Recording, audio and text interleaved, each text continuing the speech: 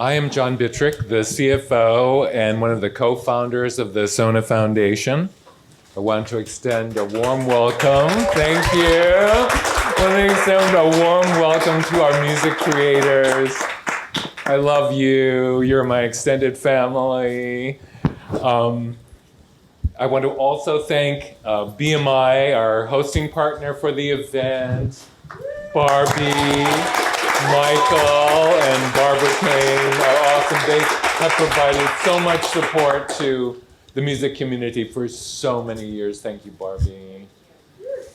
And I also want to thank Art from City National Bank, our longtime sponsor. And a personal thanks, please, Art, conveyed to my dear friends Denise Coletta and Martha Henderson. And I have to add a disclaimer because I'm forced to do this, so sorry.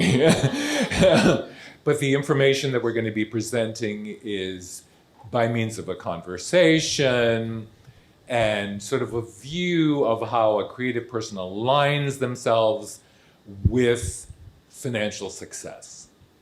And so we're not providing any distinct financial recommendations or career recommendations. This is all for discussion purposes. Right. Yeah. But listen anyway, okay? You might get something out of it. For those of you who don't know me, I have experience as a senior banker for over 30 years, but I'm also a classically trained musician, so I have a passion for creating music, but a business sense and a financial sense as well. Thus, I think I'm in a good position to empower our music community. We established the SONA Foundation to support, educate, and empower music creators in the primary areas of financial wellness, mental and emotional health, as well as career development. I spearheaded the creation of the Foundation's financial wellness program, whereby we attempt to integrate the songwriter's creative life, career, and the financial wherewithal of the creative and their families. Our series, Music and Money, is a journey through the process of joining creativity with financial success.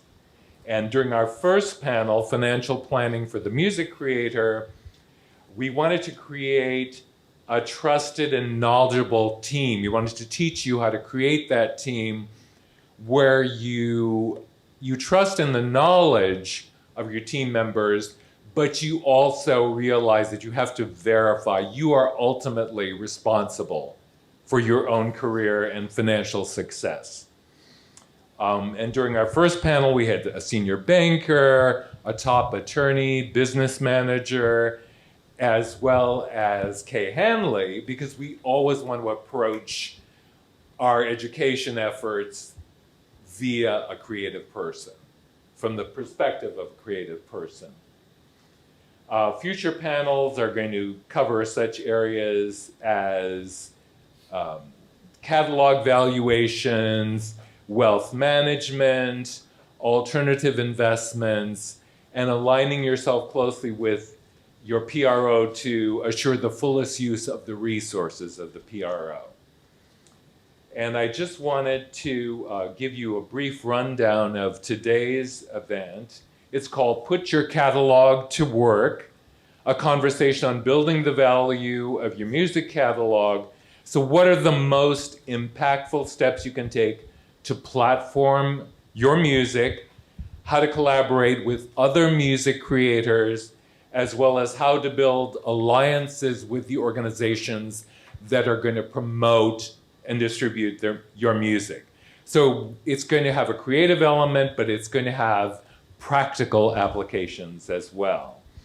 Our panelists are going to include prominent songwriters and execs from a major music publisher, streaming platform, and a singer-songwriter with extensive experience with production music. And I would like to introduce my special friend, Kay Hanley, who will be our moderator for today's panel. And I just want to give you just a brief rundown of Kay's career. She's a Peabody and Emmy Award winning songwriter and composer. And yes, and she's co-founder of our sister organization, SONA, as well as being the chair of the SONA Foundation. And Kay's career has spanned all the way from Josie and the Pussycats, an awesome, now cult classic. And Kay was the creative spirit behind the music for that. And I don't know if you know about this, but it's Josie and the Pussycats, after 30 years, is now a favorite of Gen Z. So there's a whole new generation of young people that appreciates what Kay has done. So her career spans all the way from that element to her recent awesome score for Star Trek Strange New Worlds, musical episode. And just a short anecdote, my husband and I were watching this. We had no idea who was composing this music. We thought, oh, this is going to be this lame, they're going to do those like music, whatever numbers. Thinking, oh my God, this is so awesome. So we Googled, and who is the co-composer, but it's Kay Hanley. So we were thrilled, and today I'm especially thrilled to present Kay Hanley, a true music creator and spirit in our industry, in our community. Thanks, John. Hello. Am I on? I am on. Thank you, John. John is such an awesome guy. And I'm so glad that you've spearheaded this, because the reason that I'm here today is, well, because I was at the last one. But the reason I was even at the last one is because I have a true story about being a really dumb artist, songwriter, who had no clue about money. So I come to this seat honestly, and I really didn't. Just a little background. I joined I'm from Dorchester, a nice Irish Catholic girl from Dorchester, Massachusetts, and in my world there was no there was an entertainment business. Maurice Starr was like a huge R&B producer out of Dorchester and Roxbury, and he was signing like a lot of boys. Like he had like New Edition and then all of a sudden the boys on my street signed a deal with Maurice and became New Kids on the Block. And so I didn't learn anything from that other than I heard that they didn't get paid at all. Like Maurice Starr took all the money, and he took all the money from New Edition, and that may or may not have been true. But I was like, oh, well, they're famous, so it doesn't matter, right? Like, who gets paid for music? Like, I really didn't think that you should even, that this was a job that you would get paid for. I don't know why I thought that, but I thought that if you were a nurse or a secretary or a police officer, that was a job. But music is not a job. So much to my surprise, I ended up with music as a job. I'm not really sure how that happened, but my cousin started a band, and he asked if I wanted to be the backup singer in the band. This was when I was senior in high school, and I was like, yeah, I want to be a backup singer in your band. And because I sang at mass with my mom, and he knew that I could sing.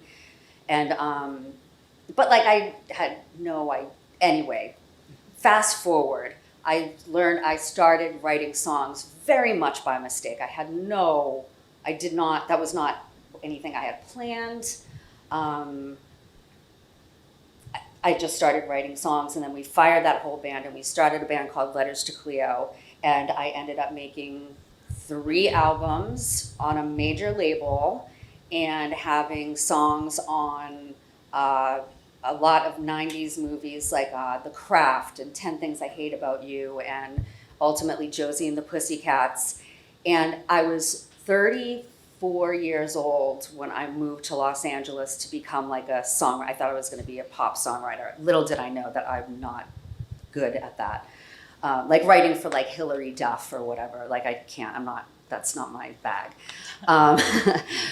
I had no idea, like these ASCAP checks would show up. I didn't know what ASCAP stood for.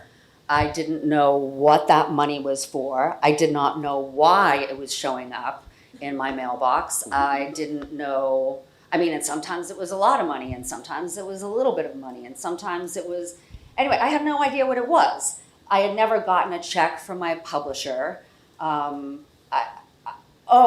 Here's a funny thing. Letters to Cleo signed a publishing deal. All 5 of us were songwriters. We signed a publishing deal in 1991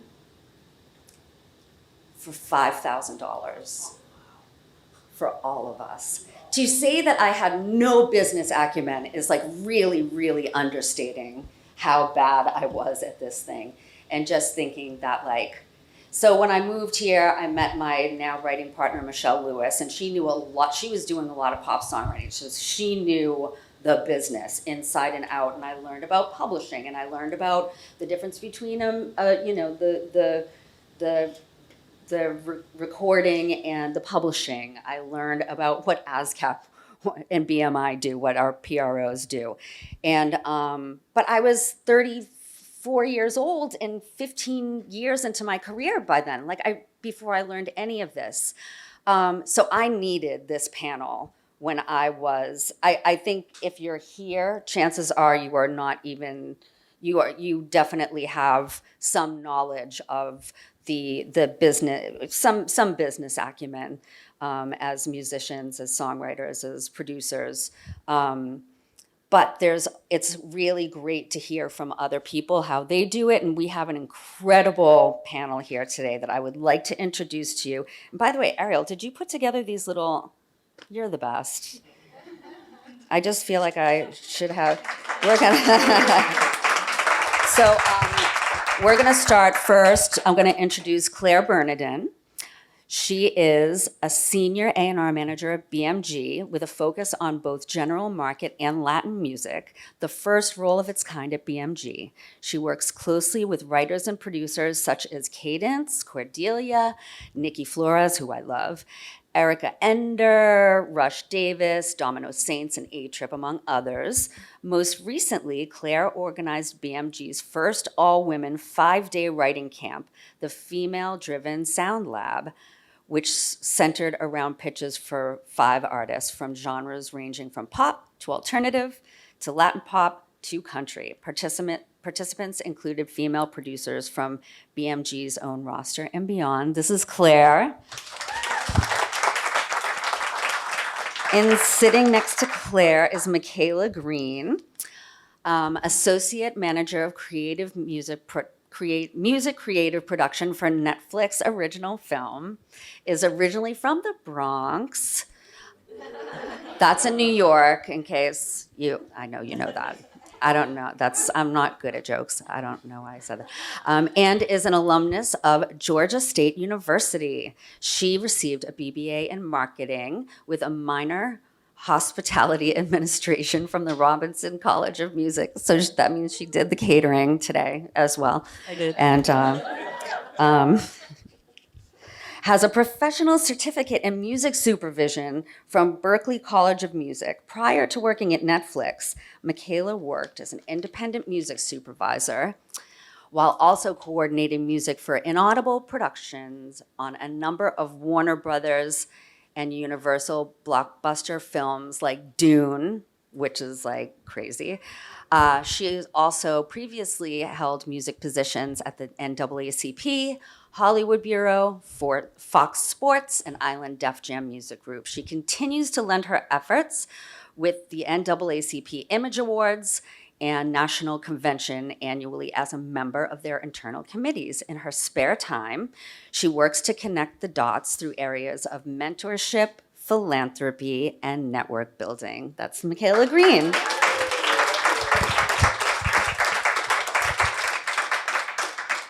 And right here we have Brian Kennedy, he is a fellow board member of the SONA Foundation. I'm so excited and honored to work with him. a 4-time Grammy winner, musical phenomenon, and founder of the Hits to Healing nonprofit. His career spans over 20 years with chart-topping hits that include Disturbia and Close to You by Rihanna, Forever and why can I not remember this? Is this Don't Wake Me Up? Don't Wake Me Up by Chris Brown. What It Is by Doechii, Kodak Black, Easy by Rascal Flatts, Mr. Know-It-All, Kelly Clarkson, Here We Go Again, The Weeknd and Tyler, the Creator, No Time for It by Fantasia. Kennedy earned his first Grammy as writer and producer for Best R&B Album. That's a pretty big first-time win, by the way. Best R&B Album in 2009 with Jennifer Hudson's self-titled debut album, and an ASCAP Award with her hit song, If This Isn't Love. Revered as a piano prodigy, he has worked with top artists and producers, including Smokey Robinson, The Weeknd, Timbaland, Lady Gaga, Rascal Flatts, Kelly Clarkson, Dallas Davidson, Dr. Dre, Backstreet Boys, David Foster, Clive Davis. I mean, it just goes, it's a book, basically. Swaco, I said that right, so I needed to show that off. Tyler, the Creator, Thomas Rhett, Doechii, with his organization, Hits to Healing, which I hope we have time to talk about. Kennedy and his team address health equity using music and information to reach, teach, and connect with the community. Brian Kennedy, everyone. And we had, thanks, Rain. We had, so Leela Simon unfortunately couldn't join us today because she is sick. So our amazing operations goddess, Ariel Silver, who also has a lot of experience in the same music library space as Leela, stepped in valiantly. And I'm gonna tell you a little bit about Ariel. Like I said, she basically runs the SONA Foundation. And she performs as a singer-songwriter, teaches creativity research studies and creative writing at Antioch University, builds and manages programs at the SONA Foundation. Previously, she worked in post-production at Megatrack's Production Music Library for 12 years, wrangling metadata for music creators and sub-publishers. Prior to that, represented celebrity clients for branded endorsements in ICM Talent's Branded Entertainment Division. Ariel has served on music faculty at University of Wisconsin's pre-college summer music clinic and on the writing faculty for the International Women's Writing Guild. A yoga practitioner since 2000 and teacher since 2009, Ariel leads yoga retreats, workshops, and classes at Bhavana Flow Yoga. She currently serves as board president of Folk Alliance Region West and is part of Folk Alliance International's yearly conference program production team. Ariel Silver. And this is our incredible panel, which I just, and that's all the time we have, so. Let's eat some more food. Yeah. Okay, so Brian, we're gonna start with you today, because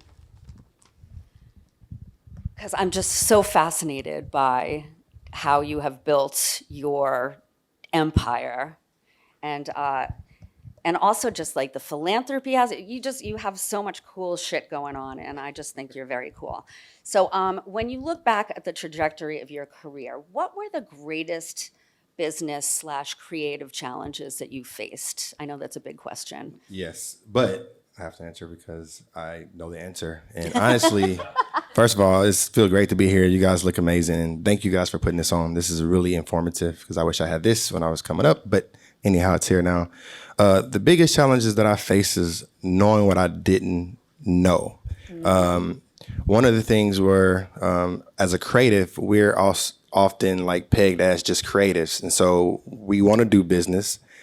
And the managers or said lawyers say, well, you just do the creative, we do the business. I heard that one too many times, and I was like, how do I become a businessman if I'm only looked at as a creative? And really trying to identify the team.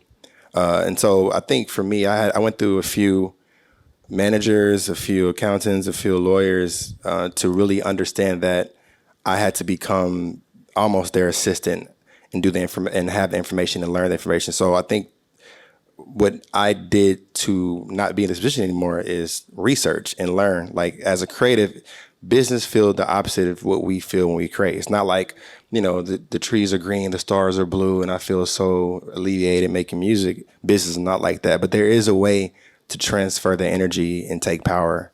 And that was my biggest challenge, not knowing what I didn't know and knowing how to identify who I needed to work with. Yeah. So what is your sort of like, what's your game plan when you're going into, kind of navigating the creative and business aspects of a session? Like, what's your process? Well, now it's like I pregame, like you said, game plan is first of all, identify who I'm working with. At this state, you're connected to the person you work with. If you don't, you can get in contact and just kind of briefly ask the writer, the creator, what's their process to actually learn how they work, and then say, okay, cool. Well, this is how you work for splits, and kind of talk about it. So it creates opportunity to not be so awkward in the room. You do it before. So I just call up my boys and be like, yo, so we should just do this equal, right? Or what's the take on it? How should we?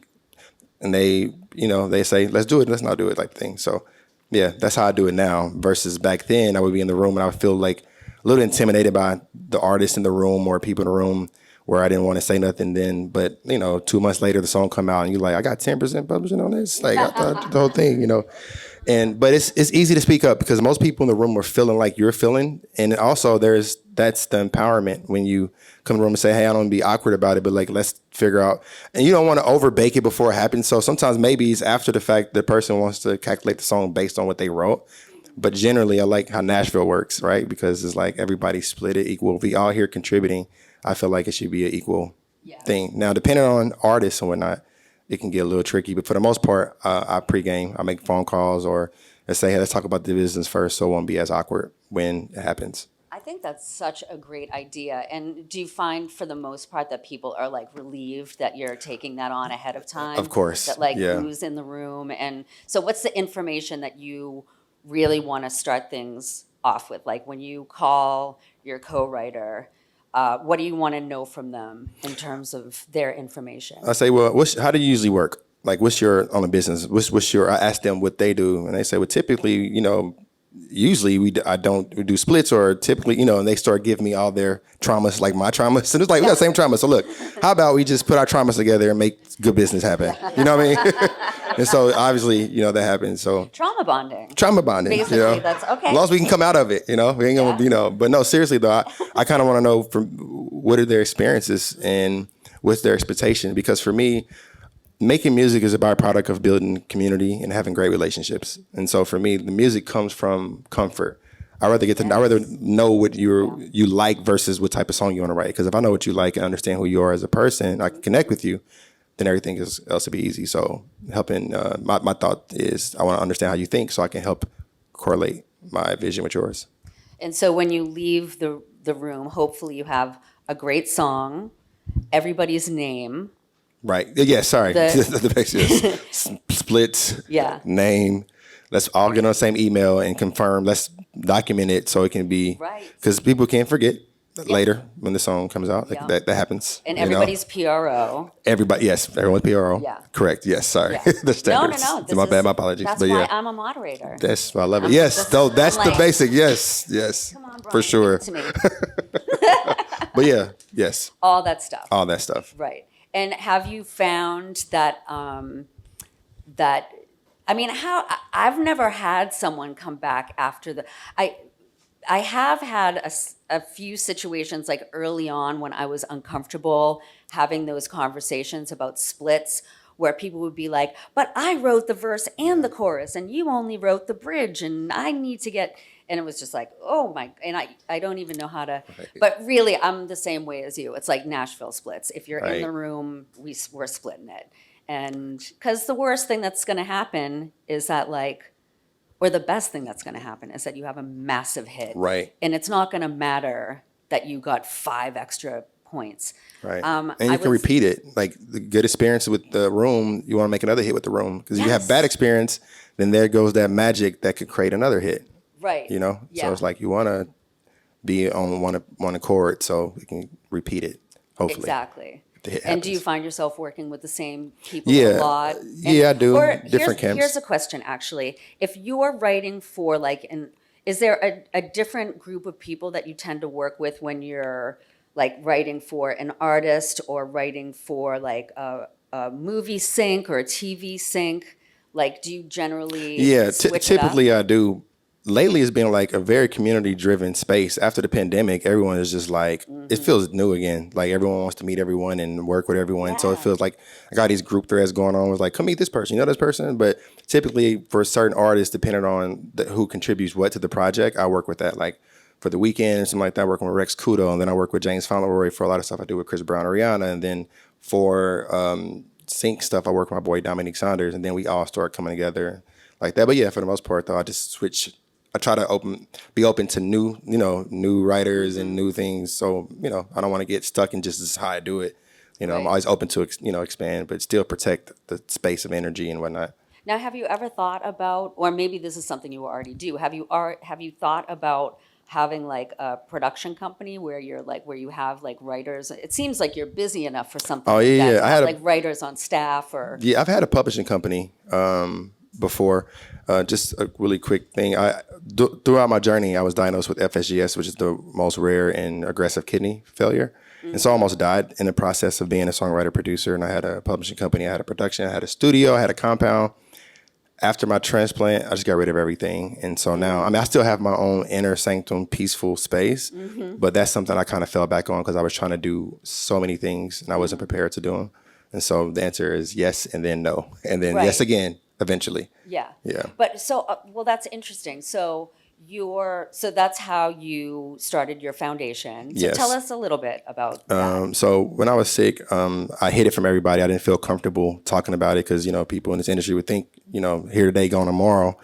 And as a patient, and then also dealing with the success from having Grammys to hospitals to sessions to doctor's appointments. After I kind of was healed, my brother gave me his kidney and I started going through the healing process. I was like, I want to create a space for people to learn about health equity and have the information for patient advocacy. So what we do is we tell stories to help create accessibility from, reach, teach, connect, and giving people basic information on how to be healthy. Because if you're not healthy in this space, none of this matters. I'm sitting here working with everybody, my wildest dreams. I'm in a room with everybody I want to be in.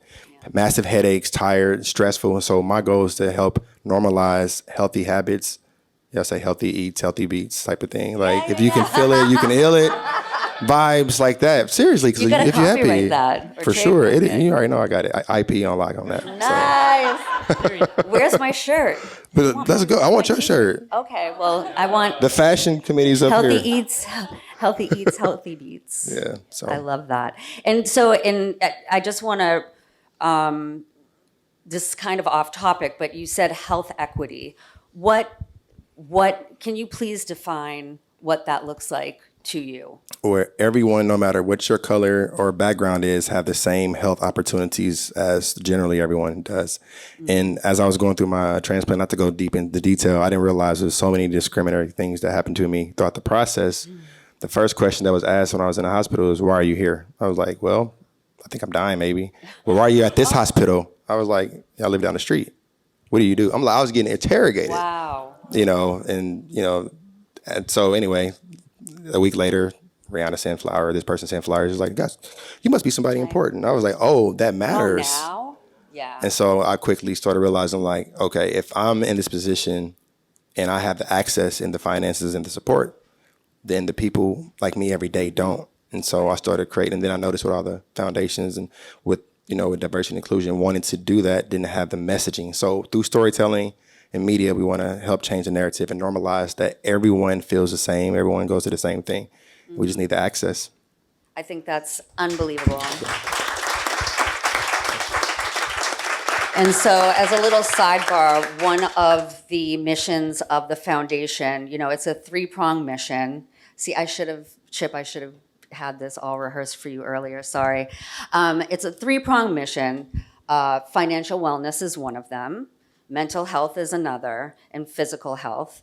And then there's one other. What is the other one? Career development, the one that's like the least important, obviously.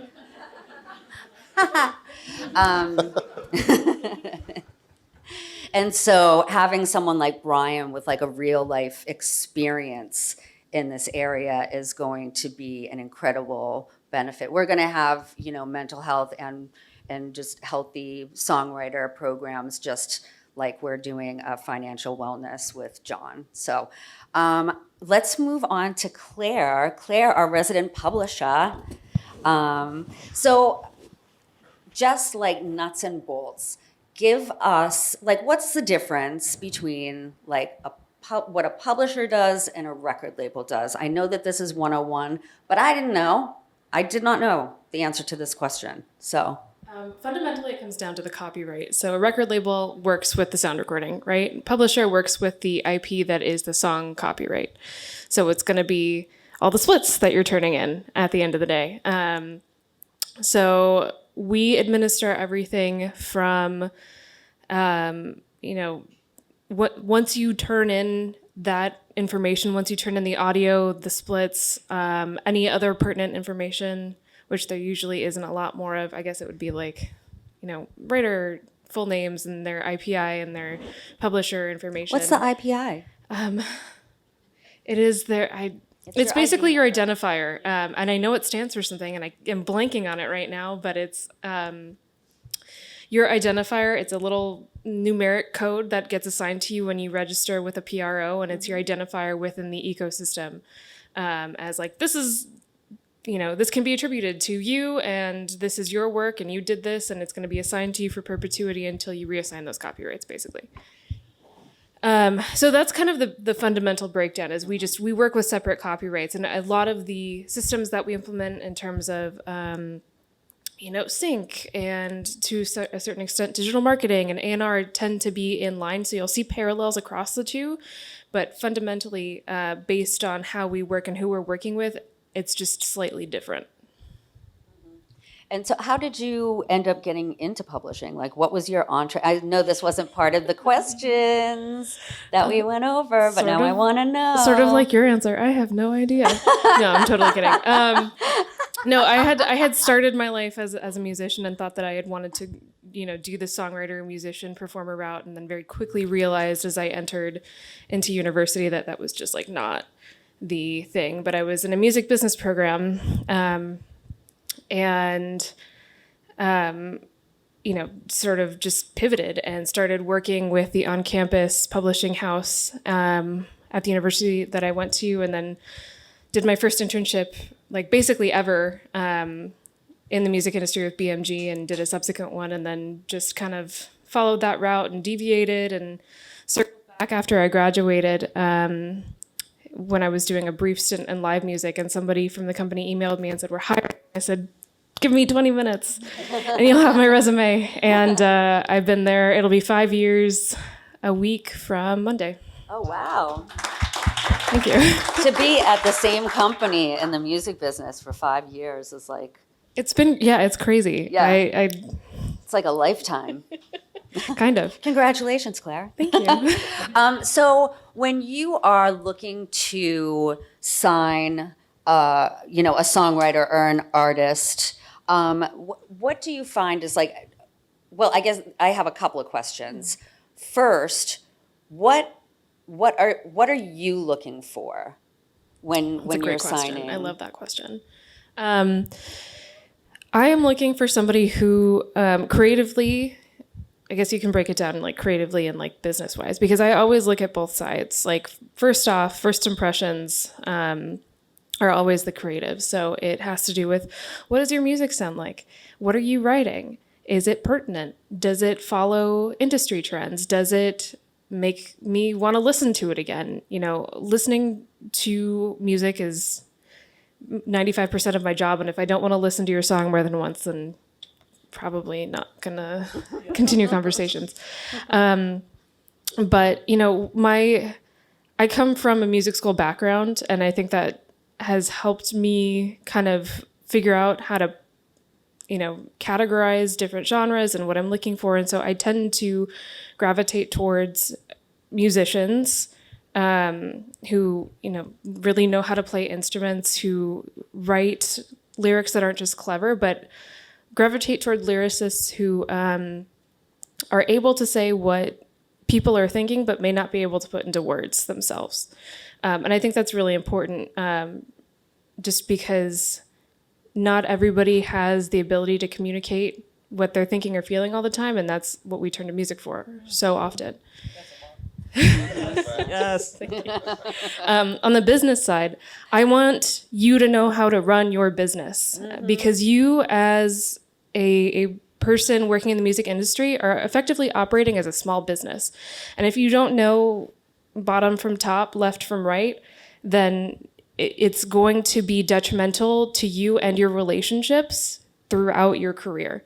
If you don't know how to organize your finances, how to turn in splits, like it sounds so fun, like basic, but like if you turn in your splits and they're a mess and then I have to deal with it, that's the worst. And like if you are not able to hold a conversation that makes sense between your label and your manager, and then subsequently your publisher, and you're getting all these things confused, that's super frustrating for everyone involved, including yourself, because you're not making the most of that conversation or that opportunity. So just making sure that you know how your business runs, because you are the CEO of your own career, and you have to be the bus driver who, gets us from point A to point B, because we're here to support you. We're not going to be the people who drive that bus for you. We can't be. That's like physically impossible. You have to be the decision maker. And I think that's something that a lot of people don't necessarily grasp. I certainly didn't when I was 18.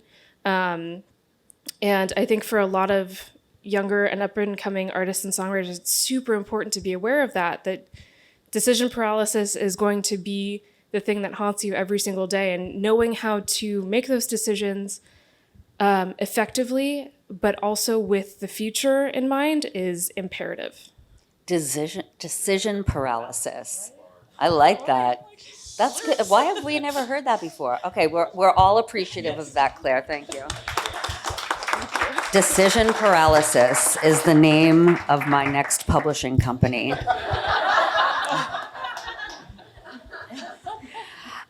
What do you think is like the best way that that a songwriter can present themselves to, like I'm a songwriter. Actually, I am a songwriter without a publishing deal. I show up at your, like I email you and I say, here is my latest song. Do you want it like? Can you hear like a? Do you ever get like a piano vocal demo and you're just like, hell yes? Or do you generally prefer that it be like done and done? What if a person is, not the best singer, but really wants to write songs for other people? How do you make the distinction between these different kinds of writers, and how can they best present themselves to you when they're looking to make a deal with you? Totally. The thing that I always like to say is having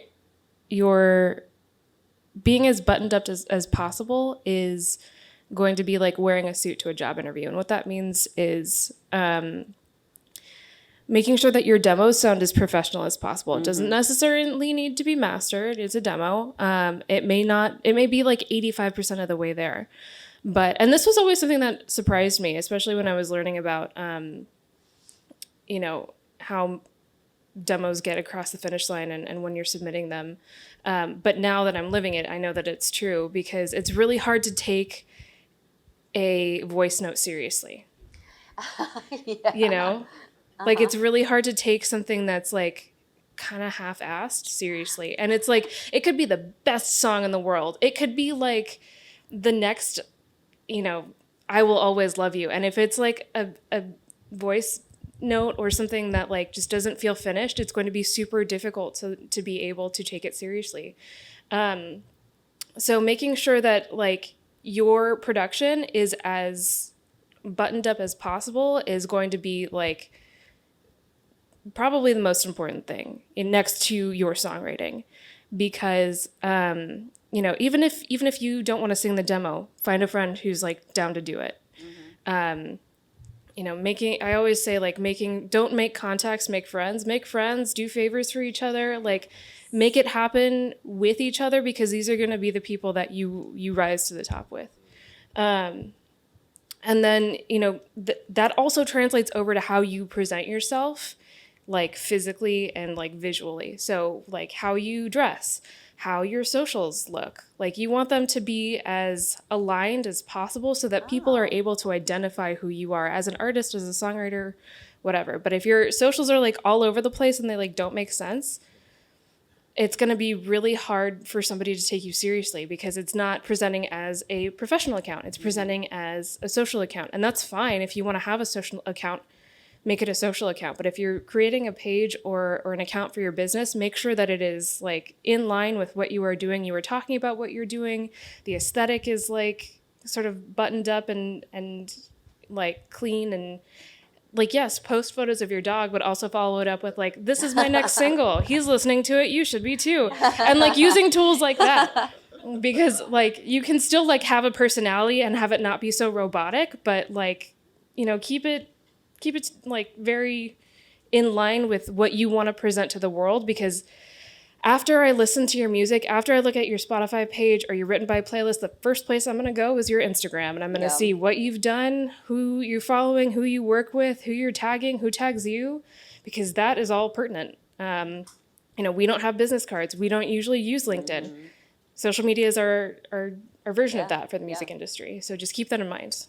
Now, and what about for the songwriter who is not an artist, who is antisocial and does not give a shit about Instagram, but writes brilliant songs? How did they impress you? I think it's all about just finding ways of not Do even those people finding ways. Exist? I don't know. That's a great question. I mean, I'm definitely antisocial, So it's like, what? I was just about to say, I'm so going to your Instagram after this, Claire. Look, I think that there is a way to do it. Like if you look at, go into the credits on Spotify of like the first 5 songs on New Music Friday, and then just like start stalking the people in the credits and see what those look like, because they may not be necessarily names that you'd be like, I can pick him out in a crowd. I know what she looks like. I can like visualize what their faces are. But you'll notice, like, I think in those cases, they still have these profiles probably out of obligation. There might be 3 photos on there, but like, it's kind of like proof of life. Like you are a person. I can validate that you are like a human being, and that I'm not just getting these like random splits or submissions, or like somebody isn't just like connecting me with somebody random and then I'm going to be regretting this interaction. Like it's really like a proof of life. You are a human being kind of situation for me, at least. And maybe I'm just coming at that from a really defensive angle, but like I think a lot of networking, actually, this is some of the best advice that I got from a professor once, was that like networking is kind of like dating, and it's a test of whether you've got game or not. And I think that's like the same with, if you're submitting a demo, first of all, it really should be coming from a team member or from a lawyer, not just like barriers of entry, but like, because it's a credibility thing. If you can have a manager be like, hey, I work with this person, we're open to sessions, hit me up, that's going to go a lot farther than just like, here's my demo, please do with it what you feel is best. Because I get both sides of that, and it's a lot easier for me to identify, somebody who is taking this very seriously if they have a team member, if they have a team, period. Right. And so, that's sort of like, that's the first clue to you that they're going to be working, because you can't work harder than the artist or the songwriter too. Exactly. It's like you need having proof that they're going to work as hard as Exactly. you are. Yes. Is probably so. Excellent point. That leads me to my next question. How can, because I mean, I think at this stage of the game, it's like the idea that songwriters should just like, like you were saying, Brian, like don't worry about the business. You just sit over Yeah. there and look cute and write good, pretty songs. Those days are Those- over. yeah, Like that doesn't exist anymore. and we are, we have co-publishing deals. Yep. We have, but we are partners. So Yes. how can a songwriter be the best partner to you in this process? I think it goes back to my first point of just be educated. I remember, kudos to my mom for having this foresight and being the powerhouse that she is, because when I was working on getting into the music industry and I was like, I'm just going to start working, and she was like, no, you're going to college because it's the music business. It's not the music, let's just like hang out and find out. It's the music business. Wow. And so you need to learn how the business functions. And I think that's a really important, we need to just start taking that for granted as professionals. There are so many outlets and opportunities for us to educate ourselves. There's so many books available now that you can read or listen to, articles, resources. I would say beware of like the random podcasts and YouTube videos that are like, this is how the industry works in 5 minutes or less. The Passman book and resources that SONA Foundation has available, and just being able to like go through those and understand, like, it doesn't need to be an expert level, but understanding how the industry functions on a practical level, but then also, just on a professional level, person to person. Like, this is how you are going to interact with all of the people on your team. This is how you're going to interact with all of your peers. And this your is publisher is part of your team. Exactly. Once you are in a deal, do you sit with your clients, your songwriters, like every so often to like make sure that like all the stuff is registered properly and it's something I try to do as often as possible. I probably should do it more often, but I'm definitely going through everything on a semi-regular basis, looking at financials and where their account standings are, and like just taking a look at the back end and just like, hey, this is out of whack, we need to like get these things registered, or like even having my clients come to me and be like, I didn't see this, like, let's put this in there. And I'm like, yeah, absolutely. Oh my what else do I gosh. need? That's advanced for like a songwriter to say like, this is. I love that though. I bet. Like it's amazing because it tells me like you're paying attention. Right. And I think just having somebody who is as dialed into how the industry runs, how their business runs, as much as they are dialed into how they're executing on the creative side is just so important, because at a certain point you kind of start, and I don't want this to come across as cavalier, but you sort of start to take the music as, something that is just implicit. Like, you are going to continue to write wonderful music and you are going to continue to further your career, and we're going to work together to make that happen. But that can only happen within a certain confine if you are not also growing your business acumen. Yeah, that makes a whole lot of sense. And the final question that I had for you on this tip is, when you are, bringing songs to like, I mean, do you have like, film people that you work with, the music supervisors that you work with, and are you active in helping your clients find those opportunities, or opportunities with like other producers, other songwriters? And are you sort of like a yenta in that way, like facilitating those relationships? In certain aspects, yes. Less so on the film, TV, and sync side, because we do have a dedicated team that does that, and they're wonderful. But from let's connect you with this producer, or this songwriter, or this artist is doing sessions, let's like aim for that. Or you want to work with this person, but they're not really taking outside ideas right now, so this person's like adjacent to them, so let's try for that, and then we'll kind of work our way that way. And there's a lot of like strategy, and it is like a web, literally, or like even one of those old school like phone operator boards where you're just like plugging and seeing like, okay, this is going to be good for you, but also let's connect over here and we'll add this person.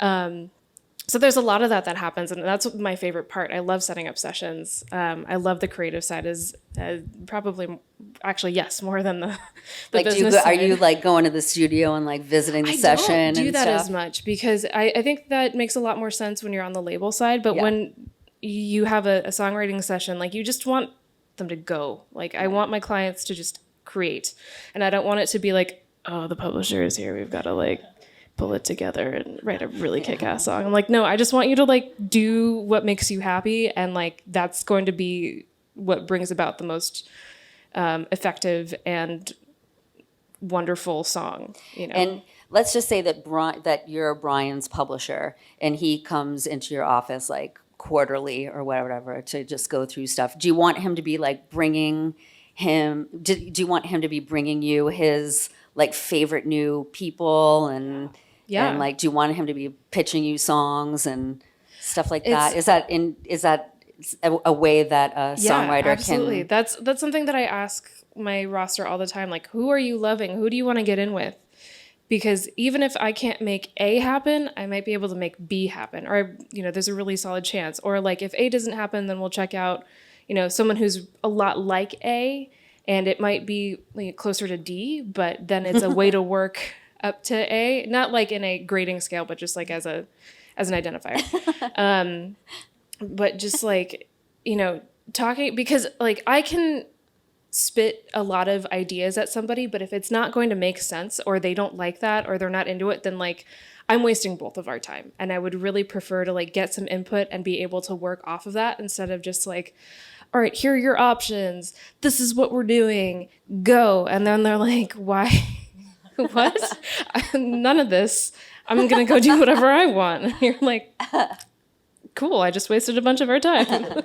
Which is why it helps if you are current with your Exactly, if your songwriters are staying current with you about like what they're up to. Yeah. And it kind of creates a shorthand. I would Exactly. imagine like the better you're probably gonna go to the writers who are just like in your like top of mind all the time rather than the one that you haven't seen in a year and you haven't heard from their manager. And I mean, it's one of those things where like I keep a list of everybody that I'm working with, and granted my roster is bigger than I think a lot of some of How my many? peers.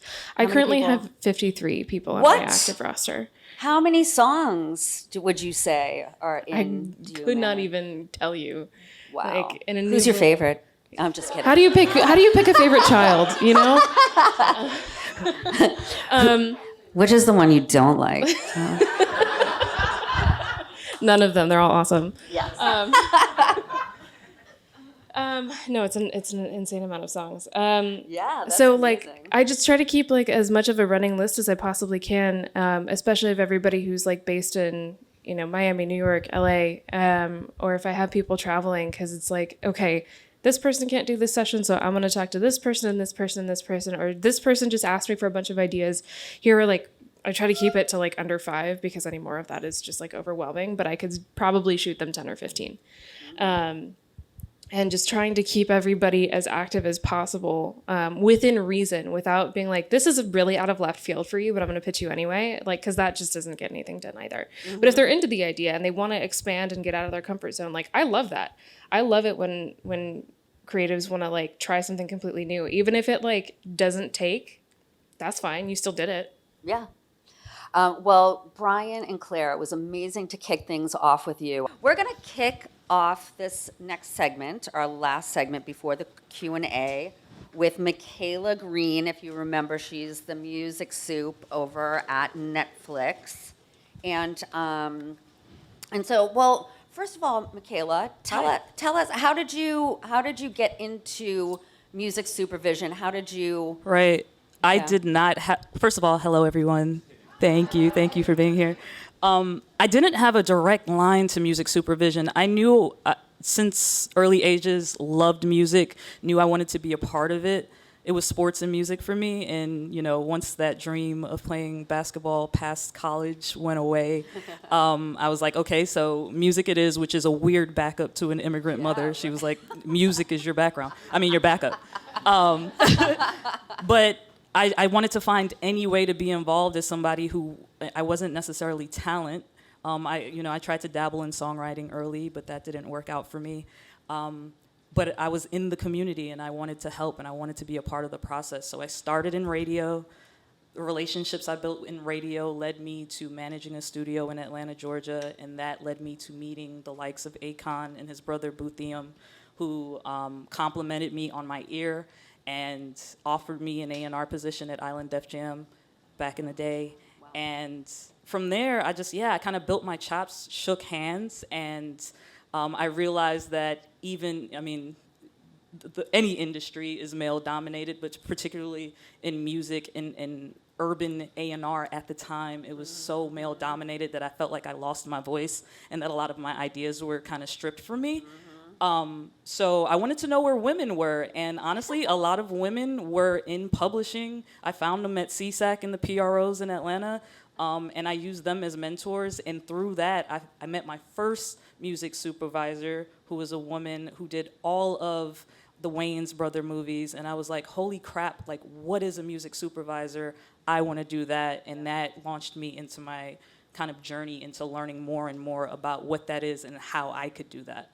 And so you assisted other music supervisors. Yeah. Is this your job at Netflix now? You run your department, or what is your? I do not run my department. What do you do? Well, you should run your department. Thank I you. don't know what Kay. people are thinking. Kay, would you please put that in an email? Yes. I'm composing the email in my head already. Thank you.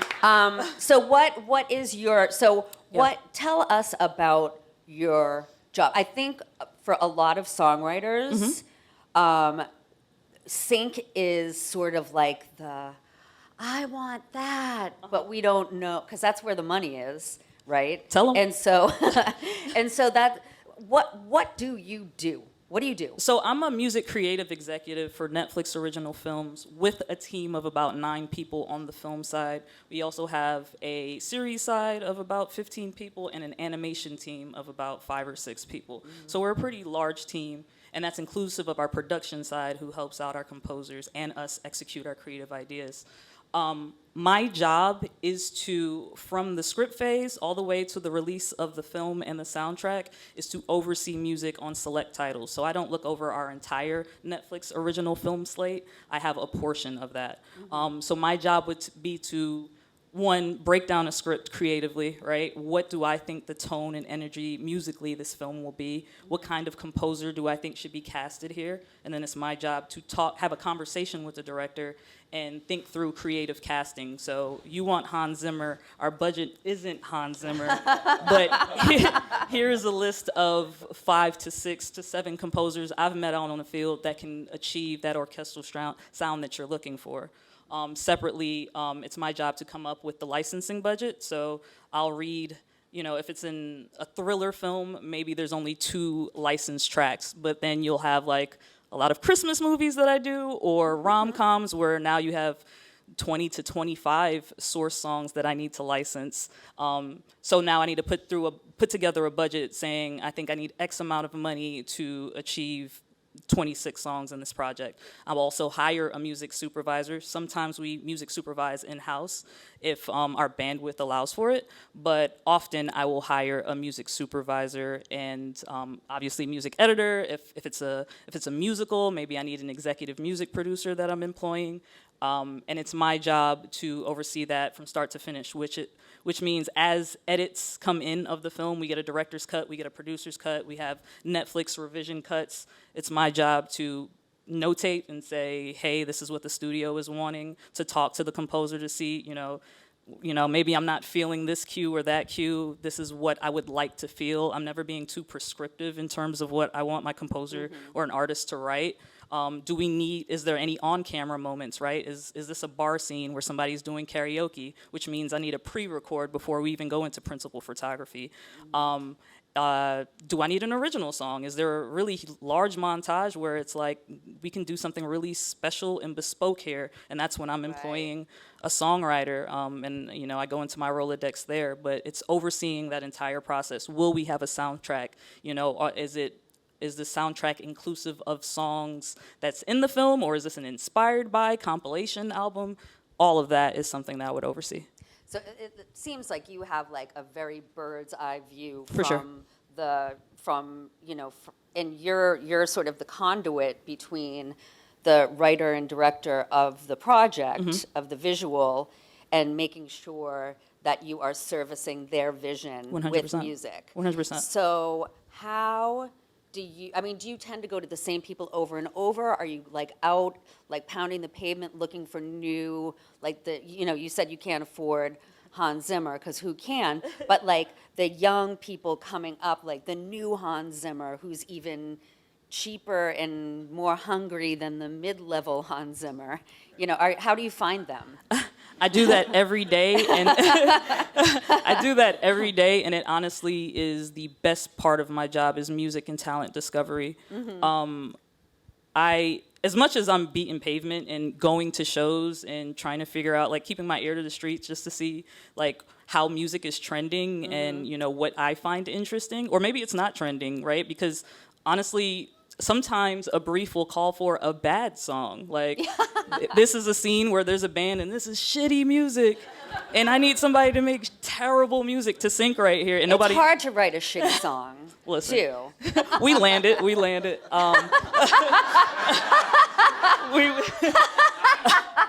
Trust me. But yeah, it can come from anywhere. Like, you know, we'll have publishers who request, you know, let's have a general meeting so I can keep you abreast of what my roster is looking like right now. Or, yes, agents, managers. There's a myriad of people who come across my inbox. And I'm not going to lie, I'm a person that will go out to showcases. I do want to kind of be in the field and shake hands because, again, like I came from the A&R side and I wanted to break talent. And this is kind of my new vehicle of breaking talent. And that's, yeah. Yeah, that's really cool.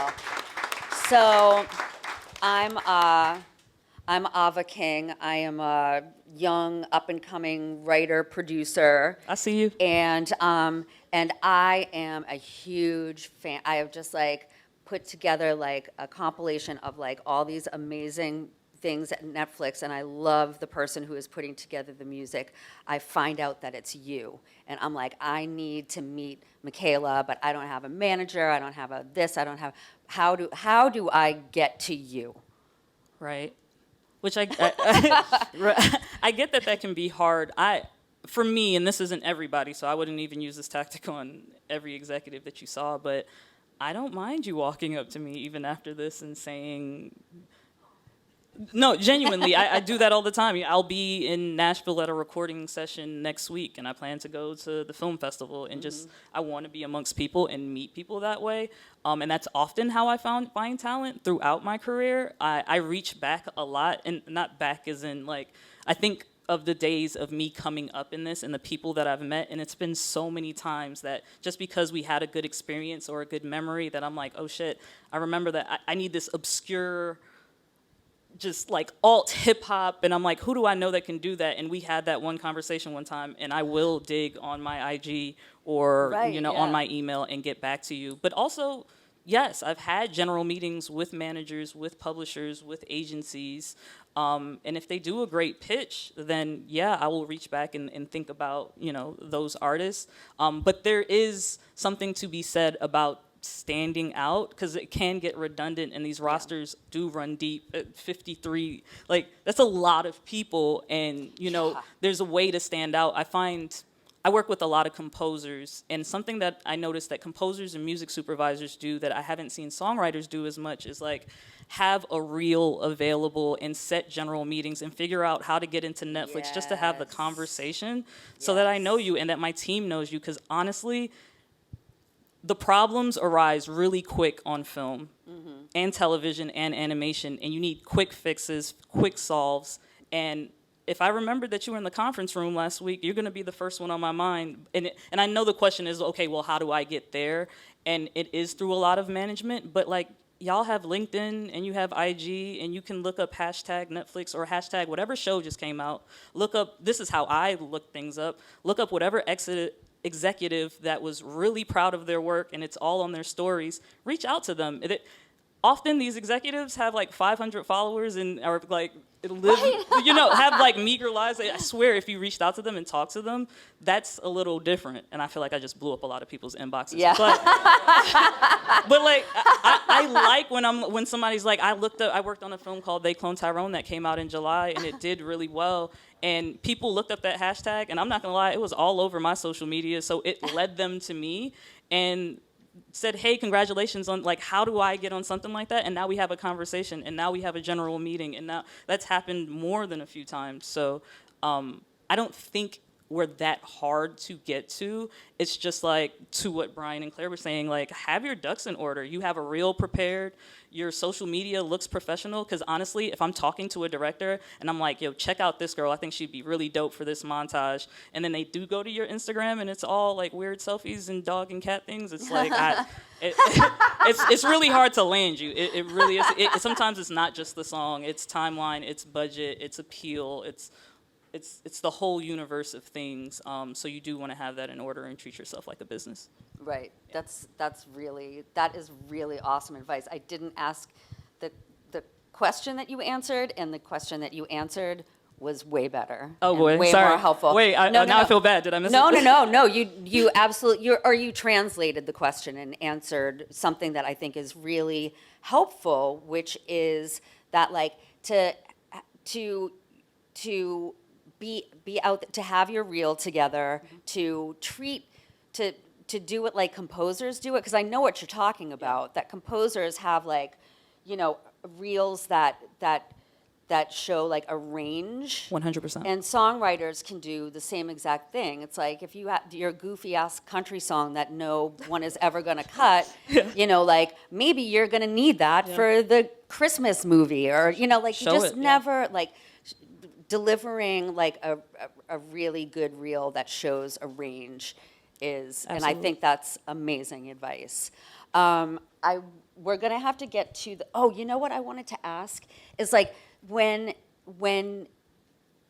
you're like working with like a new, or like you pull someone in, like a songwriter in or an artist in that has never done this kind of work before, people who are new to sync, like how do you navigate, like how much hand holding are you doing? How willing or even able are you to like walk people through the process? Right, because I work on a lot of independent films, which means those are the smaller budget films, and by small budget, it still could be like $60 million, but it just means that my music budget is tighter.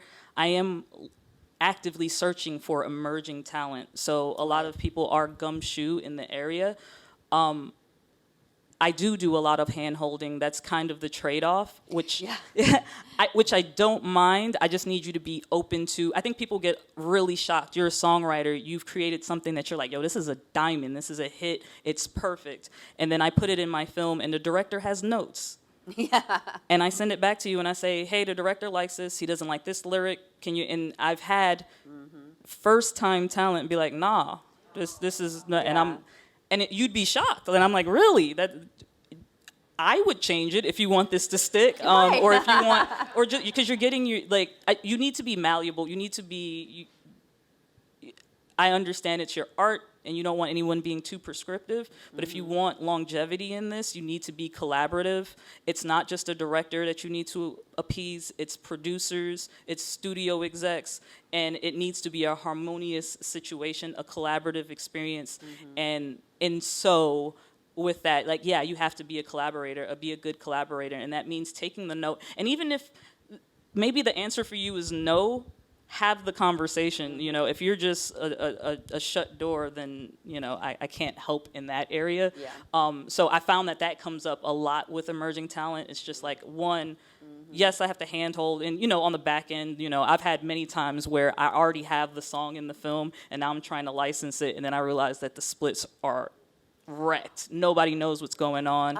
And I'm on a deadline, and we have picture lock, and we have final mix playback coming up, and y'all don't know the splits. Well, guess what? no. Your song is coming out of the film. I've Yeah. I've got to come up with an alternative really quickly. So Wow. it's everything that they're saying that comes into like, yeah, have your business together. Know that the creative, that if it's gonna be, a film is a director's vision, and every piece of it is as well, and you're, you know, a player in their thing, so you might have to adjust some of your creative, but you're lending your creative. And listen, once you get to a certain point, you could be Beyonce and you can say, you can't touch my stuff, but in the beginning, you know. Yeah, you got to play ball. You have to Gotta have play a ball. strong, to work behind the scenes in music, to do music for picture, you have to have a strong executive translator. Yeah. And you need to take notes. Absolutely. And you need to just be like, yes, what do you need? I'll do it. You're Yes, servicing the answer's- film. The Yep. film is the most important thing there. You're servicing someone else's creative vision. You are a worker among workers when you're doing that. And I personally, like, I really thrive in that. Like, I love being told, like, given like a given direction, because my ego comes out of it, you know. It's like, it's just a pure creative expression. But you did mention people having their metadata together, and that brings us very beautifully to you, Ariel, and catalog and library music. And just tell us like a little bit about what is library music? First of all, you are amazing. What a great moderator, Kay Hanley. There are so many gems over here. I can't wait to watch the replay. It's because you guys are so fascinating. I So have so good. many. I'm really curious about what y'all do, so it makes it easy. But thank you. Yeah, and I also want to say something, Michaela. I think that, you know, to distill down a piece of what you were saying, how do people get to you, when Kay was asking, I was thinking, you know, when it comes down to it, get on the SONA Foundation mailing list and become a member of SONA, Songwriters of North America, because then you get in rooms like this and you get to talk over quinoa salad. I mean, there you have it, right? Okay, so I am a performing singer-songwriter, and you know, I needed a day job, and so somehow that led me to Megatrack's production music a while back, and I ended up spending 12 years of my life working in post-production at Megatrack's production music, and I think I got through my whole first year there not understanding what a production music library was, because I understood all three of those words. Production, like you're making a production of some point, of some kind, and in my mind, you were walking into a recording studio and producing music. I understood the word production. Music, I understood what music was. And library, I spent my life among the stacks of my local county library. I understood what that meant. But all three words together, I was like, what does this mean? So in case there's anybody that is like I was for that whole first year of working at Megatracks, production music is specifically for other people's productions, for film and TV, and also for radio and other productions like that. And by radio, I don't mean the hits that the radio station is playing. I mean the stuff that's underneath the DJ when the DJ is talking about the next song that's about to be played, or the upcoming awesome show at Hotel Cafe, or whatever's happening. So it's music for those kinds of productions, and it's a library, so it's music that's already created, that's in the library, and a client can go to the stacks and pull out the kind of music that they're looking for. So if it's a production like what you work on, you have that upcoming Hans Zimmer composer, and then you have that emerging artist for that montage spot. But there might be some other places in that film that needs music, and they might not want to, they might not need a bespoke composer or songwriter for that. They might go to a production music library and sort through the stacks of music that's there. And the way that they sort through the stacks is by metadata, by plugging in certain keywords. And so that is part of the metadata. Also, I've heard all three of these amazing panelists talk about metadata at different points today. When you get into a co-writing session and you're just hammering out your business at the beginning, just getting down people's real names and then their artist name or their pseudonym if they have, if they're registered at their PRO under the pseudonym, also their PRO, their IPI or CAE number, that identifying piece of information, and what are the splits of this song that you're about to write, and just getting it down on paper right away, because whether you're going to a publisher or you've gotten your song placed in Netflix original film with Michaela Green because you met her at the quinoa salad, or because you're sending your music over to a production music library, all of that metadata is essential. Just I feel like I was so disorganized. I used to be so disorganized with this stuff, and now Google spreadsheets are my favorite toy.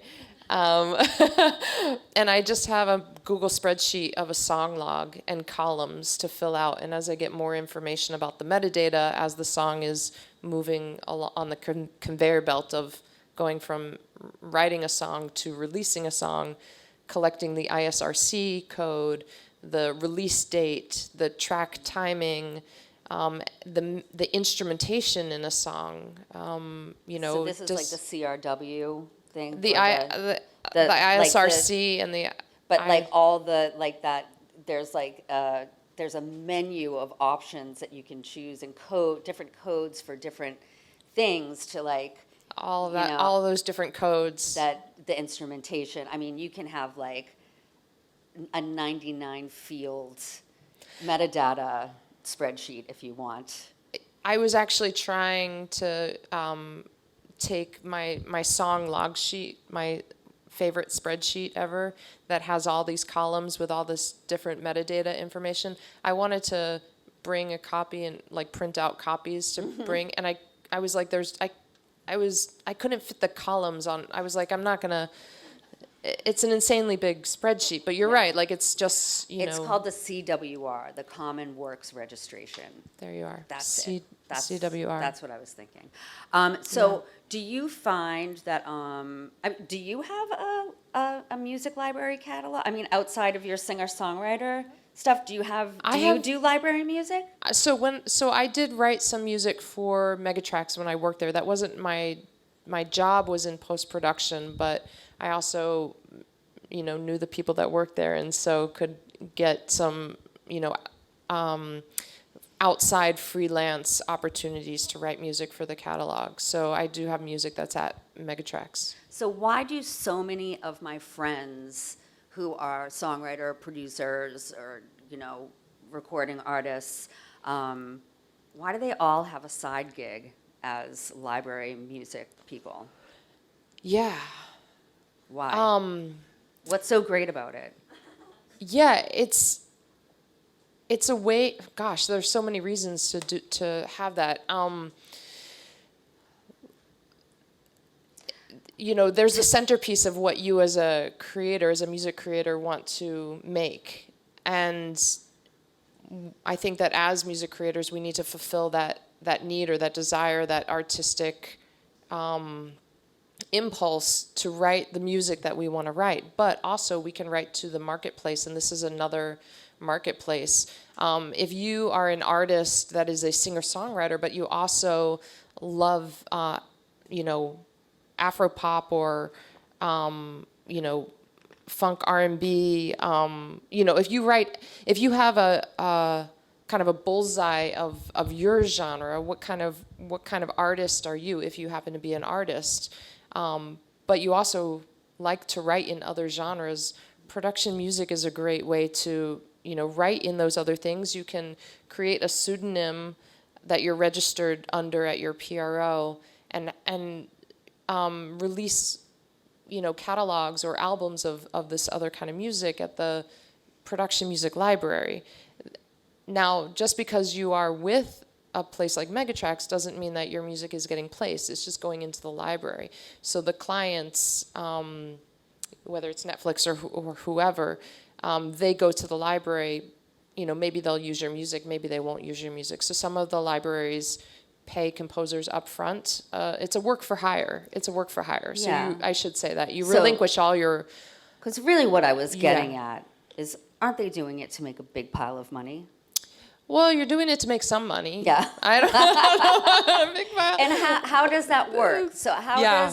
So I deliver Yeah. my library music catalog to you, and then clients, by that you mean, advertising firms or Whoever's movie making studios. movies. Yeah. Right. This whole town. And so they Los Angeles. They right. So they pick a bunch of my, either cue, and it can be cues, songs. It can Yeah. be like a variety of, lengths and vocals, not vocals. I'm assuming. Yeah. And so how do I get paid for that? Yeah, so it's a work for hire deal. So a library like Megatrax will own the copyright. They will buy your song outright. They'll pay you for that some amount. And at least at Megatrax, you retain 100% of the composer credit, but you relinquish 100% of the publishing. So Megatrax is the publisher and the record label. They are the sales team that is putting your music out there. And so you might make a little bit of money on the front end when they buy your track, your work for hire, and you might make mailbox money later Your with the ASCAP. composer. Yeah, Exactly. for the writer's And you share. mentioned something in passing, but that I picked up on. As songwriters, we're writing lyrics and melody and the changes underneath. Maybe you're writing to a track underneath. A place like Megatrax will not take your track if you're using Apple Loops or Splice. Because the originator of those loops may or may not have the one that you're using available copyright free, because Megatrax owns the copyright. So they need to be able to go back to the source. So if you're licensing the loops and beats and stuff, that license is not transferable. It's not transferable to the Gotcha. yeah. Oh, So that's one thing, interesting. and then the other thing is that, of course, as songwriters, if we're writing lyrics and melody and all of that stuff, you want to make sure that you're getting a no vocal mix. You want to make sure that you get all the stems of all of your tracks, and that all that gets logged on your song log sheet. What is this track? Oh, it's a no vocal mix. Right. What's the major instrumentation on that no vocal mix? So have your stuff labeled. Is it a male, female vocal? Is it harmonies? Is it, yeah. Right. Interesting. So we could talk about this for 15 more minutes, and I don't want to give you short shrift, but we want to get to the Q&A? I think we do. Okay. Yeah. All right. All right, for Claire, what are you looking for in a potential songwriter? Is it beneficial to be multi-hyphenate or cross-genre? Yes, without a doubt. Versatility, I find, is often key, especially when you are a songwriter, a top liner, or a producer. I love working with people who sort of do all three things: artist, writer, and producer. That's a lot of fun, honestly. But I also find that the versatility opens up more work, more opportunities, because if somebody comes to me with a need for a writer on one day and a producer need the next week, then that's a spot that you can fill in both sessions, and that's more work for you and potentially more money. Fantastic, thank you. To the panel, who or what are some of your trusted sources for new music?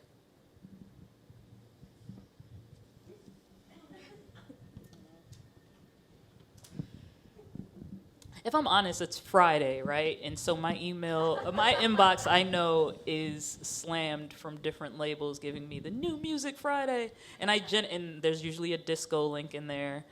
And that's how I work all Friday. And through the week, it's really a lot of email blasts. And I know a lot of people look those over, but I quite like them.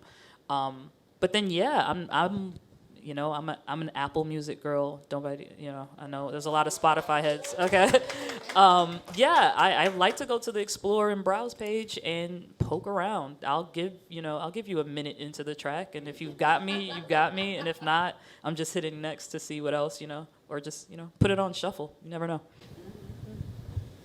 I like to go through playlists in different genres and different vibes. I'll go through New Music Friday at least once and just see who I don't know in those playlists. Like, is this a completely new person who's just started releasing music, or is this somebody that I should be aware of? So I find that those are really helpful tools, and even like using the algorithm to your benefit. I know people like to rag on the algorithm, but I find that it can be helpful, especially like in some of the playlists that Spotify has started creating, where they're like, "Here's your pop mix," and I'm like, "Who's in here?" Because I have no idea what I listen to on a daily basis. So those are really helpful tools, and then social media to a certain extent, TikTok less so recently. Yeah, and just like word of mouth is a huge one. That's a big one. Yeah, pretty much word of mouth. Like I have my cousins and sisters and all that stuff. I like send me what you listening to. So I just use all my family as A&R. Or like my young cousins are in college, they're twins. They go to they're in Howard University. I'm like, oh word, what y'all listening to? And they just send me some cool shit. I'm like, all right. So I just use people because going through music for me is like it's a job type of thing. But the New Music Friday's a thing. Yeah. But if it's organic, I'll be like, all right, ask you, what you listen to? Send it to me. Like I'm all a playlist party person. So yeah, give me your playlist. I gotta say, my younger stepdaughter, 19 years old, I'm like, what are you listening to? She's like Susie Sue and the Banshees, right, yeah. Depeche Mode. I'm like, no help with the new stuff. Awesome. Well, that speaks to making sure your ownership is together, because your hits are hits forever. How do you think AI will change the legal processes or IP through courts for tech and music?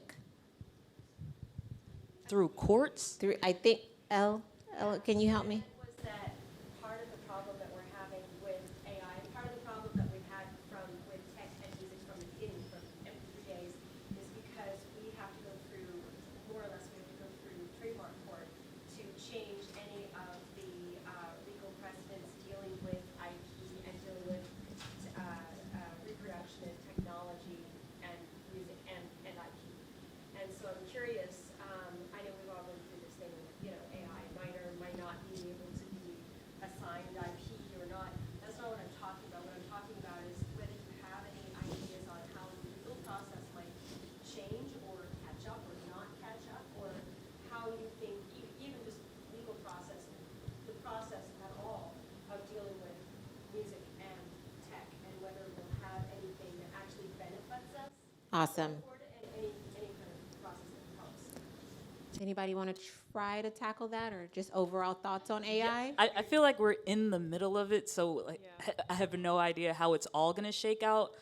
We definitely have conversations about this internally at the company that I'm at, but it's more about how we can use AI for efficiencies, but not. And I've seen the same in studios with tenured producers where I'm like, oh, you're not messing with AI, and they're like, nah, like AI is helping me with presets. Like I don't want to things of that nature. But in terms of the creative, I haven't seen anybody really using that, and I'm assuming that's relegated to like young kids on YouTube that are playing and still figuring it out, and we're trying to catch up to what that is. But Awesome. Well, and I'll also say there's lots of conversations happening on the SONA side. In our advocacy, we have an AI work group. So back to becoming a member and being involved in those conversations, we are in those rooms with those decision makers, with the Copyright Office, and trying to be a leader and a voice for songwriters. So be engaged with us there, and I think we're looking for all the advice and help and thoughts as we move forward with a collective voice. Cool. Okay, so what should you do if you decide not to pursue a publishing deal? If you decide not to, that's an interesting question. It goes back to having your ducks in a row. Make sure you're registered with a PRO. Make sure you're registered with Sound Exchange. Make sure you're all in line with the MLC. Do all of the things that a publisher would do. do them for yourselves. Like if you're looking at international collections, like figure out what you need to do to be able to collect in foreign territories, whether, and sometimes that might require talking to an expert, at Sound Exchange, at the MLC, wherever, at your PRO. And just make sure that on sort of the other end, that if you are not going to be aligning yourself with a team, that you are on top of it, that you have your LLC together. I would form an LLC and create your own publisher, just so you can have everything, under one business category. You're keeping track of everything, keep track of all your metadata, make sure that you have everything. Your record keeping must be meticulous, because there's nobody else to check your work.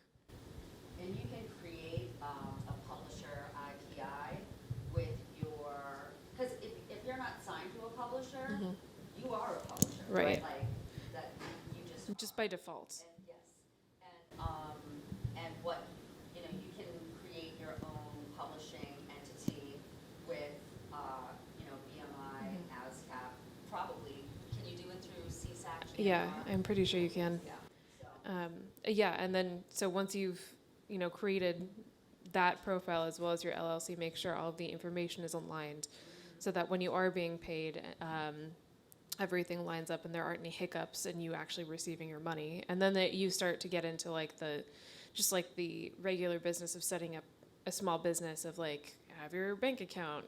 Do you need to grab yourself a tax identification number, and sort of going through those processes and figuring out what makes sense for you as not just your business, but now you truly are the owner of a small business. So like figuring out, like, go to the Secretary of State of California website and like read through their information on like what you need to do to operate and not accidentally commit tax fraud, because it's easier than you think. That is really good advice. Next question for Ariel. Do writers have any say in placements? And if not, what are some considerations a music creator should have in mind?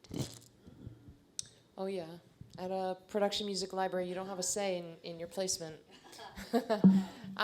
So it could, your music, if you have your music in a library, it could end up, in a commercial for the other political party, for some religious something or other, or anti-religious something or other.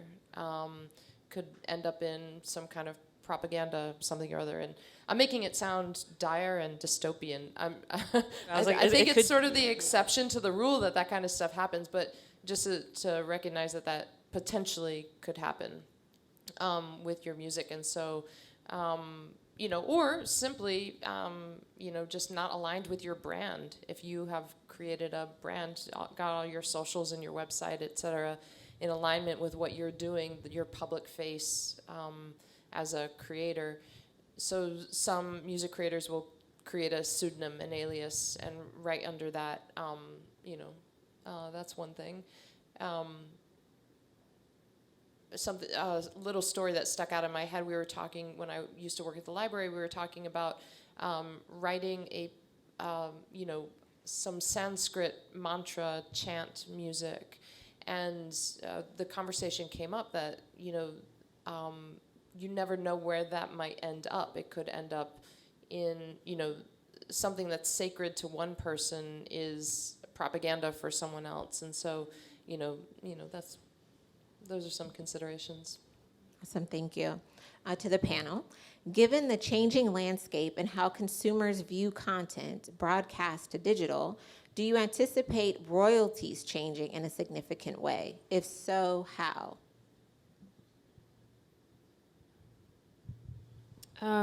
I think we're kind of starting to see that really take shape, especially with how the Copyright Royalty Board has continued to grow, and not grow, but you know what I mean, how we've seen that fight continue to grow, and even the advocacy that SONA has done in the last few years with regards to increasing royalty rates. I don't know that I have a good answer off the top of my head with regards to how exactly it could change, but I think as broadcast continues to diminish, optimistically, I would love to see a reallocation of how those funds are distributed, because even if we're talking about film and TV, we're seeing fewer and fewer people subscribe to cable, and those dollars are all going to streaming services, and that's the whole argument that SAG-AFTRA and WGA and to a certain extent DGA are all having at the moment.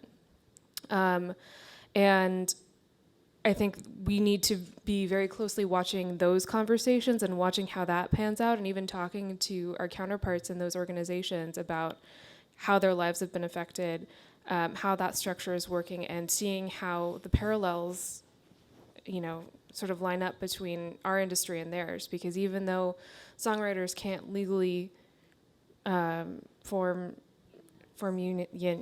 unionize, we should all be united on the same front of we're all creators.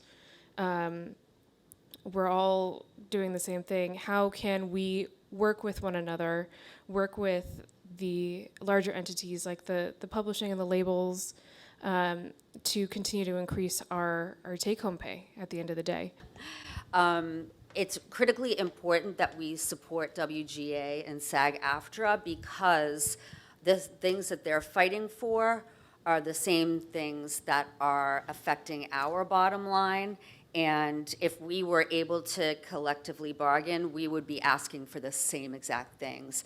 If they win, we win. If they lose, we are effed. And that's not hyperbole. I mean, this is an existential threat. The fact that we do not get paid residuals on I don't know if any of you guys do work for hire, but like if you have a song in a TV show or a movie, we used to get paid on, every time the network would, rerun that show, they would get paid for it and pass a little on to you. And that's how a lot of us have sustained ourselves in between projects. That doesn't exist. There's no proxy for that. So, let's all get out on the picket lines with our brothers and sisters at SAG-AFTRA and WGA.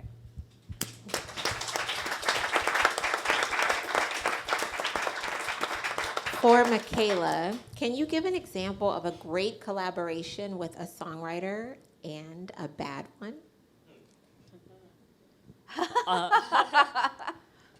I'll start with the great as I ponder on bad. But I recently, or maybe within the last year, we had a family feature released based in Australia called True Spirit. Probably haven't heard about it, but it's an Australian-based picture, Australian composers. We use all Australian artists, and to be honest, it was an area or a region that I had to become more familiar with. I didn't know a lot of Australian artists outside of like super big legends from the past. And so I knew of Tones and I knew I needed I needed a ballad, a power ballad to close out the film. It's a film about triumph. And I knew that Tones and I mean, she's pretty established in Australia, but an emerging global talent. And I reached out to her management, and she heard about the story. She knew of the true story. It's about the youngest girl to circumnavigate around the world on a sailboat, like unassisted. And Tones knew that story growing up, and she became enamored and was like, no, I have to do this. I want to do it. And I told, we got her into the room with the director, who was also Australian. I don't even know, like, felt like spirit sisters. They connected, and it was so much excitement on a Zoom call. And they just started kind of spitballing ideas, and what we got, she produced a song called "We Made It." She hired a choir in Australia. It just, what they produced was so incredible and moving to me. She was so collaborative. This is an example of the director saying, hey, you have X lyric, and I think it would be stronger if we did this. And Tones, who's an established artist, was like, yo, I get the idea. This is why I chose to do this, because it's also a personal song for me and my family story, but I also wanted to serve the film, and she made the adjustments and she took the notes.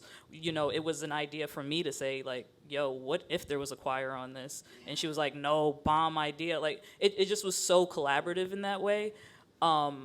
So, you know, the song released, and it did what it did with her audience, but then, you know, they hit me up later saying, yo, I know this song was made for the film, but permission to use it during the Women's FIFA World Cup. And she used it there, and it worked beautifully on that campaign. And so to me, that's a win. Like, the intention behind it was for this film that did well in Australia and, you know, moderate and globally, but then to use it for the FIFA World Cup, it was just like, look at that. It was amazing. And then a bad experience. Yeah, I work on films. I had one film where we had almost 60 source spots. And because of that, obviously, we're splitting the budget, you know, really thin. And so I used a lot of emerging talent. And one director had a lot of friends from back home who were musicians, not signed to a publisher, not used to the world. And I think they thought it would be a payday. And we're very excited about, you know, submitting their music for the film, and we did use a bunch of it in really, really background spots. Like, honestly, sometimes you could only hear the 808, but but they, you know, it's like playing deep in a trunk. But you know what's wild is, like, when it came down to, you know, making the deal, they were just really aggressive about what they felt they deserved or what they wanted for the spot. Which is, look, be a self-advocate and all of those things, but it was just a very replaceable spot. Right. So, and because this was a friend of the director, I definitely wanted, you know, to protect talent relations and all of the things and make sure that everybody, and I just want to be a nice person. I know this is an opportunity for you and you want to feel like you're not being screwed over, but it was like a 5-second, it played like a thump track. Like, I just was very curious about what they were demanding in terms of money and back end and all these things. It was just it was an interesting fight. So those aren't ever fun. Thank you. To the panel, is it necessary to copyright, or is BMI ASCAP registration enough? I'm a terrible person to answer this question because I used to, back in the olden days, mail demo tapes to the Copyright Office and have the postmark act as the copyright, but I have not registered a song with the Copyright Office in 30 years. Anybody else? And that's PK? that's not good. That's bad advice. Bad. Don't do that. Brian, do you want to add it? I think I'm on the same page as after I got my lawyers. I was like, I don't. So maybe I'm not the best person to answer the question, to be honest. You know, I have a nice legal team now, so it's like. Well, can we talk about the difference that is then from registering with the Copyright Office versus just having your PRO working for you? I think it's a matter of having that federal protection. If you know, the Copyright Office is a congressionally, you know, it's the Library of Congress. It's the Library of Congress, and you get that federal protection if you get sued, if you know, it's a good thing to have your songs registered with the Copyright Office. You should definitely do it. I think it's like a question of if there's a problem with the copyright down the road. Yeah. ASCAP's not going to do it. Right, Protect you. but you're not Or going to get BMI. like money quarterly from the Copyright Office. Right. It's Oh, maybe it's like that's- one is like yeah. you're getting money from your PROs. They're sending you money. Versus the Copyright Office, it's just protecting you in case someone else wants to take your money. And that registration with the PRO, that's basic. That is like the basic building block of your metadata. It's kindergarten registration. Like, if you register your songs with your PRO, it's like all of that metadata is sort of transferable to other societies, and I just don't, I never think of the Copyright Office in that way. And maybe that's just a function of like, maybe it's their fault for not doing better PR or something. I don't know. I'm making this so much worse. We're gonna move on. Yeah, we should. Brian, how do you keep a balance between creative work and the business side? In the recent days, I just choose days now. Like, I used to be like, I want to wake up every day, all day, and be creative. But now I'm like, okay, Mondays is like my work teacher day, and Fridays is my come down day. So Tuesday, Wednesday, and Thursday, I'm just off in the skies creating, and then Monday I check in with myself, and Friday the same thing. So I just you learn how to separate the creative from the business by understanding that those are totally two different modes. And so don't try to do creative, a little bit of business, a lot of business, a little bit of creative. Separate them, understand that there are different factors, and find your rituals and your routine within that space. And so usually when I do the business calls, I'm talking to my lawyer, I've got some questions, or I just sit back and study. And so I just change the days. Like, yeah, limit your, like, realize that, normalize that being in the music business is going to be days where you do music and days where you just do business, even if you're just learning and doing nothing. Even if you schedule thinking about business, you got to make it a priority. It's like, well, I'm done doing business, I'm going to work. Well, it's like, no, keep yourself engaged in your business identity, because that's important. So I split the days. I used to do business on the side, or, you know, give it to someone on the team and feel like, okay, they got it, don't worry about it. But it's different. It's a lot of work. It's annoying, actually, to be real with you. It's like, shit. But it's worth it, because you start seeing the fruits of what good business does, and it's like, oh, okay, this is good. And it becomes fun. There's a creative way to look at business, too. So it's called keeping your money. It's important. Ariel, I'm really interested in you answering that question as well. I know you as our program everything over at the SONA Foundation. You're a singer-songwriter, you're a professor, you serve as president of Far West, and you talk me off the ledge often. Like, you have so much going on. So how do you find that balance between creative and business? Right. I think that I'm still finding my way, but I have a daily yoga practice, which is essential for reminding me to breathe and move my body, finding the balance between effort and ease. I always trying to find that.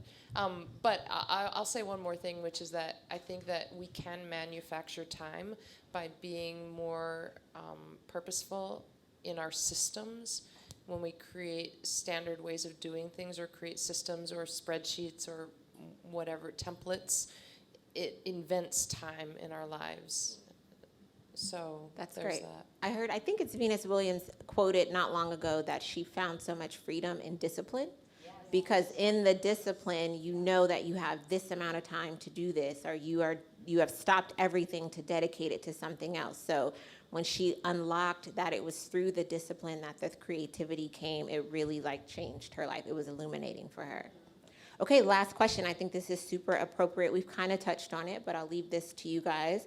With the current SAG strike on all of our minds, how do we all envision writers and artists fighting for more equitable treatment in the streaming era of music, despite being unable to monetize? Well, I think this is... For the replay. I think that's what this panel is all about, is that it's no longer... I mean, not that it's no longer enough to be an artist, to be a creative person. I mean, I think that in and of itself is such a gift when we're able to kind of like process life through, you know, art is amazing. But in terms of making money, it helps to understand how to put your songs to work. More than just, I mean, I personally never made a dime literally never a dime on Letters to Cleo record sales. So I never have expected to, I mean, of course, it's horrible to say that I never expected to make, because we should. But finding other ways to put your songs to work. If you're an artist, if you're lucky enough to be able to perform your own songs, getting out there and playing shows, T-shirts, people love merch. They just love the merch with your name on it. They're going to buy the crap out of it. If you can, talking to people like Michaela and Claire about sync and about different opportunities. That's what this panel is. It's just like putting these songs to work. These songs aren't just, made in a vacuum. It's like, let them live, let them fly and be free, and then come back to you with a couple of bucks. I think it That's also it. has to do with advocacy, especially if you are going to enter into a publishing deal or a label deal. Look at how it's structured. I mean, yes, it's going to be a 30-page document, but read the agreement, read it, just do it. And talk to your attorney about it too, and work it out with your team. All in all, what does this work out to? And summarize it for yourself. How much money does this allot me for the entire term? If you're signing a 3-year, a deal with an initial term of 3 years, and they're only giving you $75,000, how are you going to make that work? Are you going to take on? Are you going to do production library work? How are you going to make that work? Taking a look at not just what's in front of you, but how that fits into the larger picture is super important. And also just having a conversation about how that advance is structured. Is it going to be lump sum? Are they going to break it up? The more money you get up front, the more taxes you're going to pay. So that's something super important to keep in mind. And that's something that applies to any financial transaction that you do over the course of your career. And don't quit your day job until, I would still be, I waited tables for longer than I even needed to, because I was so afraid of trusting making music as a solid Plus income. one. And I always had other stuff going on. It's only been I've been at this a long time. I just turned 55, so I've been doing. Thank you. I'm very proud of it. But I've been doing this professionally since I was 23, and I don't think I quit my day job officially until my early 30s, because I just didn't trust it. I just always felt like I was going to have to go back at any time. And save your money, always, just assume that whatever money you just made is the last money you're ever going to make. That's how I've always. I had the same experience. Did you? Yeah. I moved here to California 7 years ago, and I was moonlighting, working in freight and logistics, being a trucking manager, all while, working for different music supervisors, working at different studios, Wow. making, and there was a point way before way before Netflix where I was comfortable, but I think a year into Netflix, I was like, okay, maybe I can let go of trucking Yeah. now because of that trust thing. So, because again, COVID strikes, I don't know what's gonna happen. Yeah. It's there's a million ways to get it, and fight for what you want. And then also, you're talking about the deal. Don't be afraid to negotiate. Don't take the first offer given to you. Never take the first offer. Never No. take the first offer. Please have a conversation. You'd be surprised what you'll get. They're banking on you. They don't want to talk anymore? Cool, we won. Have a conversation. Try again, negotiate for sure. Yeah, because even if they're not going to be able to increase your advance a crazy amount, or the money that you get for placing a song isn't going to be crazy, you might be able to negotiate some other deal points and make it work better for you. It's this whole thing is a battle of how do you make this work for you? The music industry is big and scary and in a lot of ways inaccessible, and there are so many barriers to entry, but it's all about how to make it work for you, because there are going to be people who tell you it's going to work like this, and that's it. And then you're going to see other people, and you're just going to assume that's the way it goes. But really, it's like, as long as you're willing to have a conversation and be flexible, there is always a little bit of wiggle room somewhere. And I would add to that, on a spiritual level, your inner dialogue can make you or help break you. Be gentle to yourself. Listen to your thoughts. Understand that you are in a position where someone wants something you have, so don't be fear-driven. So talk to yourself about yourself. Understand where you are with yourself, and then proceed. Because nobody can tell you nothing about what God has already set for you. So that's just...